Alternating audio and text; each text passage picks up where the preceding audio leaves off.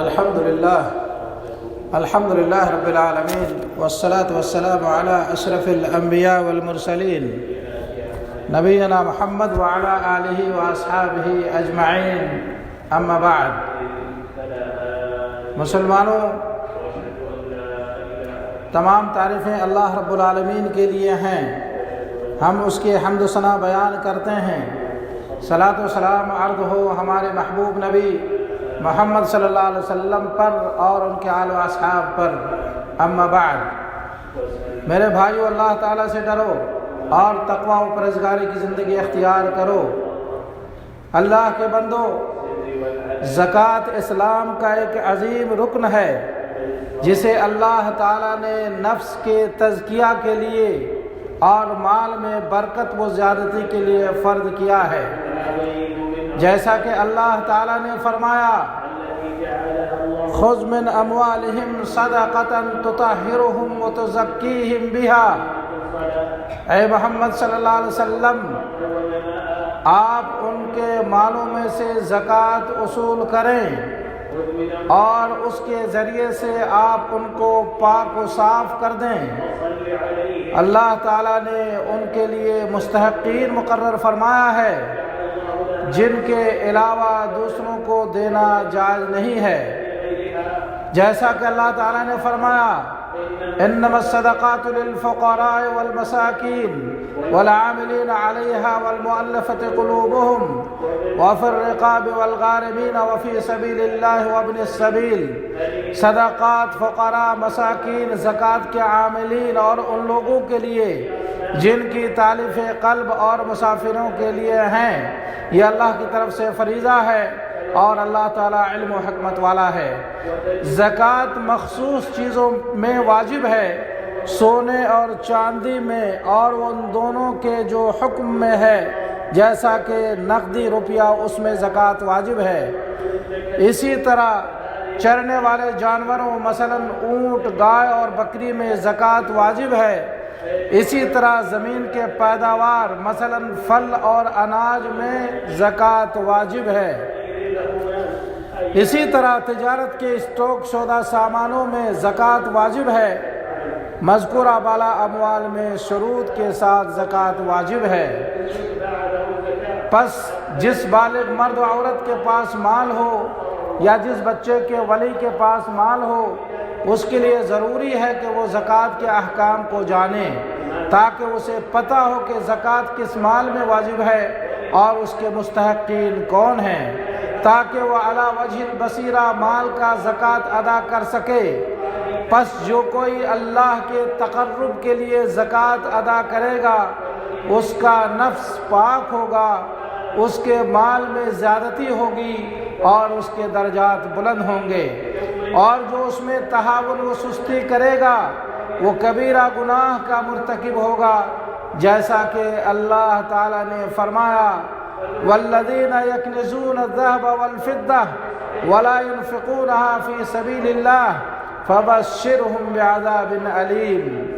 جو لوگ سونے چاندی کا خزانہ رکھتے ہیں اور اللہ کے راستے میں خرچ نہیں کرتے، انہیں دردناک عذاب کی خبر سنا دیں، جس دن اسے جہنم کی آگ میں تپایا جائے گا اور اس سے اس کی پیشانی، پہلو اور پیٹھ پر داغا جائے گا، اور ان سے کہا جائے گا: یہ وہی مال ہے جو تم نے اپنے لیے خزانہ بنا کر رکھا تھا، اس لیے اب تم اس خزانے کا مزہ چکھو جو تم جمع کرتے تھے۔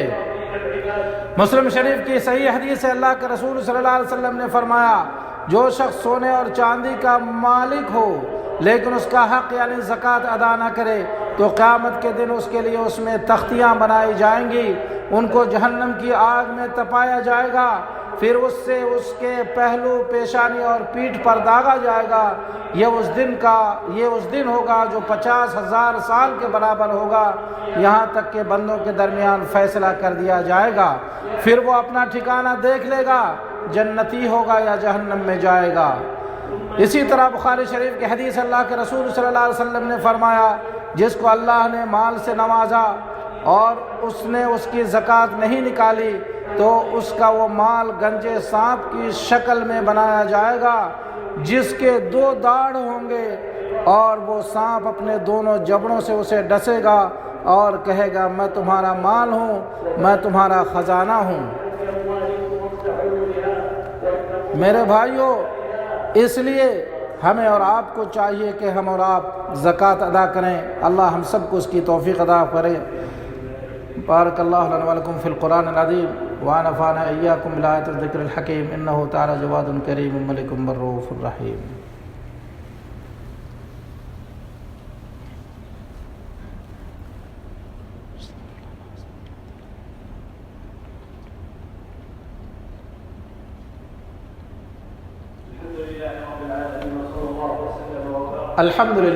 الحمد للہ وکفا وسلام علی عبادہ الذین اصطفیٰ اما بعد۔ معزز دینی بھائیوں، جن چیزوں کا خیال رکھنا چاہیے ان میں سے ایک نفلی صدقہ ہے، چنانچہ صدقہ میں زیادہ اجر اور فضل ہے۔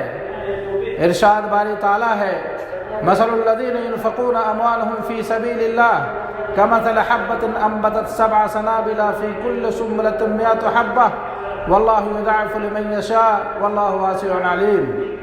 جو لوگ اپنا مال اللہ تعالیٰ کی راہ میں خرچ کرتے ہیں اس کی مثال اس دانے جیسی ہے جس میں سے 7 بالیاں نکلیں اور ہر بالی میں 100 دانے ہوں، اور اللہ تعالیٰ جسے چاہے بڑھا چڑھا کر دے، اور اللہ تعالیٰ کشادگی والا اور علم والا ہے۔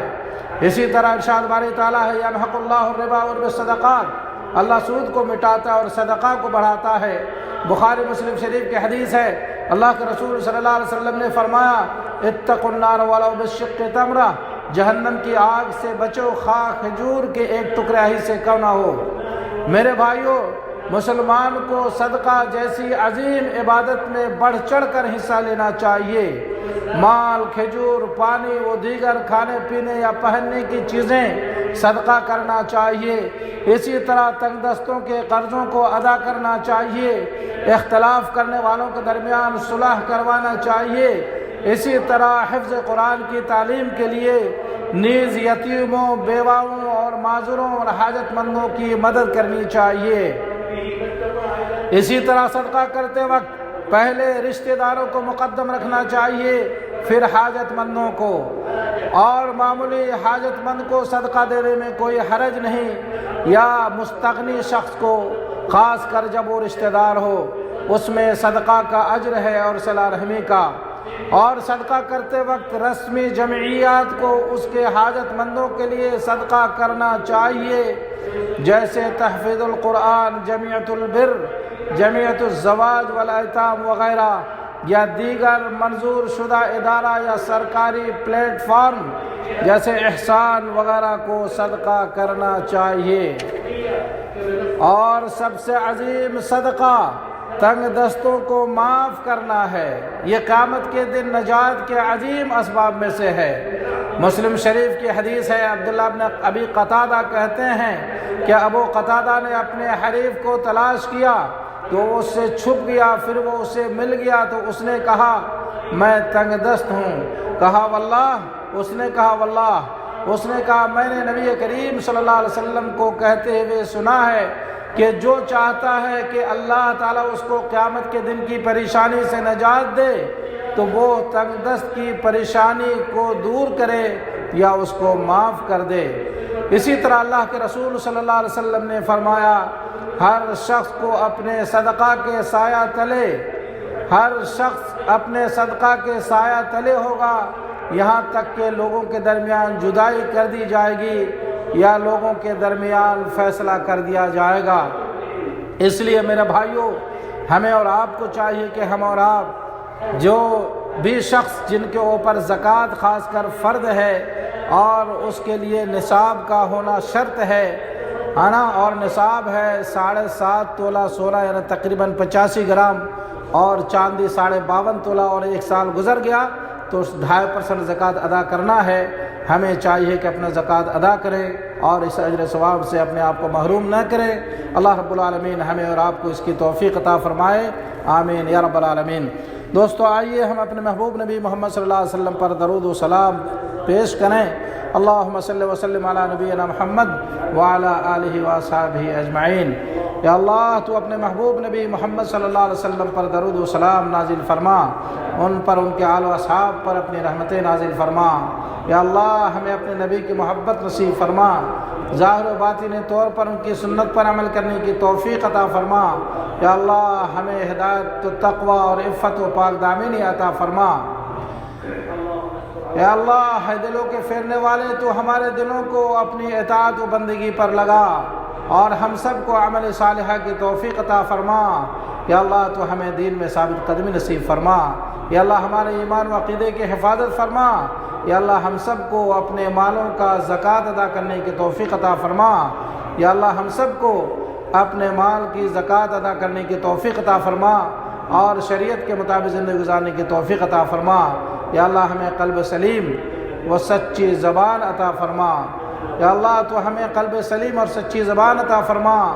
یا اللہ تو اس مبارک مہینے میں ہم سب کو بڑھ چڑھ کر اعمال صالحہ کرنے کی توفیق عطا فرما۔ یا اللہ ہم سب کو صوم و صلات کا پابند بنا اور ہم سب کو زیادہ سے زیادہ آخرت کے لیے نیک توشہ جمع کرنے کی توفیق عطا فرما۔ یا اللہ اسلام و مسلمانوں کو غلبہ و کامیابی عطا فرما۔ یا اللہ اسلام و مسلمانوں کو غلبہ و کامیابی عطا فرما، شرک اور مشرکین کو ذلیل و رسوا فرما۔ وصلی اللہ علی نبینا محمد وعلی آلہ وصحبہ اجمعین۔